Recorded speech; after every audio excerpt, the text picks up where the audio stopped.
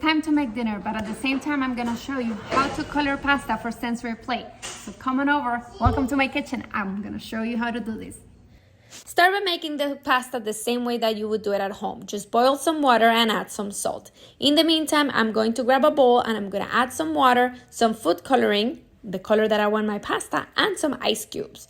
I'm doing spaghetti this time for dinner, so I'm actually going to do spaghetti for our activity.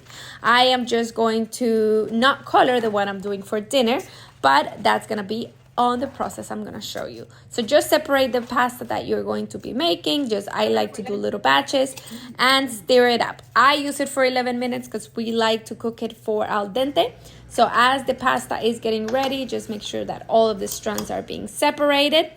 And then when you're ready, just transfer some of the ready-made pasta into the bowl of cold water. Remember, we added the ice cubes. That's gonna make the cooking process stop right away. Transfer as much color pasta as you want to color and just mix it around. Leave it there for about 30 minutes to an hour, and then you're gonna see your pasta has grabbed on that color. The more food coloring, the stronger it's gonna get. And then once it is ready and you have the color that you want, you're going to drain it. And we're going to rinse it so that we get all that water, all that food coloring out, and then there's no staining in the hands. So all the pasta absorbed the color, and now we are just getting ready to play. And that is it. Now you can repeat it with as many colors as you want. Have fun.